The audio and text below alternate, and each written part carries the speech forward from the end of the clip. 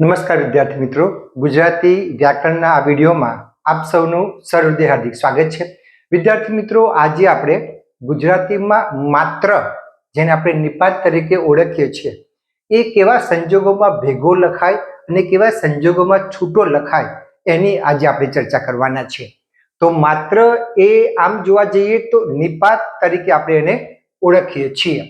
હવે કેવળ કે ફક્તના અર્થમાં જ્યારે તમે માત્રનો ઉપયોગ કરો છો ત્યારે વિદ્યાર્થી મિત્રો એ છૂટું લખાય છે. યાદ રાખજો, જ્યારે માત્રનો અર્થ કેવળ કે ફક્તના અર્થમાં તમે કરો છો ત્યારે એ માત્ર જે છે એ છૂટો લખવામાં આવે છે.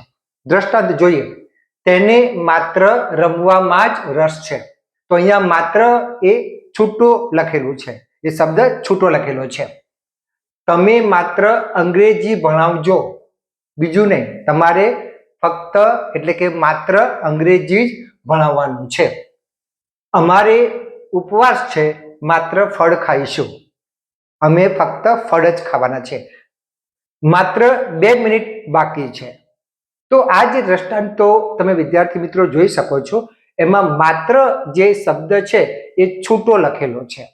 ફરી તમને યાદ કરાવું કે માત્ર એ નિપાત છે અને એ ભારવાચક શબ્દ છે. હવે આ માત્ર જે છે એ ક્યારે ભેગો લખાય છે એની ચર્ચા કરીએ. તો જ્યારે માત્ર એ પ્રત્યેકના અર્થમાં પ્રયોજાય ત્યારે એ સાથે લખાય છે. દ્રષ્ટાંત જોઈએ તો વધારે ખ્યાલ આવે. વ્યક્તિ માત્ર હાજર રહે તેવું કરવું. તો અહીંયા વ્યક્તિને માત્ર બંને સાથે લખેલું છે, અહીંયા કઈ જગ્યા નથી. વ્યક્તિ માત્ર હાજર રહે તેવું કરવું. જીવ માત્ર પર દયા રાખો. દરેક જીવ પર આપણે દયા રાખવાની છે, એટલે લખ્યું છે કે જીવ માત્ર પર દયા રાખો. માણસ માત્ર નિયમો પાળે એ જરૂરી છે. તો અહીંયા માણસની સાથે જ માત્ર શબ્દ લખેલો છે. માનવ માત્ર ભૂલને પાત્ર. બરાબર. તો અહીંયા જે માત્ર જે છે એ વિદ્યાર્થી મિત્રો શબ્દની સાથે લખેલો છે. અર્થાત પ્રત્યેકના અર્થમાં જ્યારે માત્ર પ્રયોજવામાં આવે છે ત્યારે એ સાથે લખાય છે, અને જ્યારે કેવળ કે ફક્તના અર્થમાં માત્ર પ્રયોજવામાં આવે છે ત્યારે એ છૂટો લખાય છે.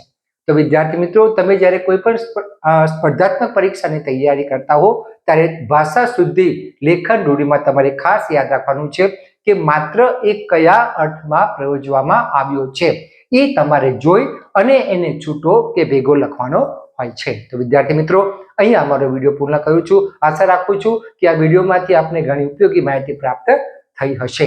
ફરી વખત આપણે નવા ટોપિક સાથે મળીશું. ત્યાં સુધી આપની રજા લો. આવજો મિત્રો, આવજો.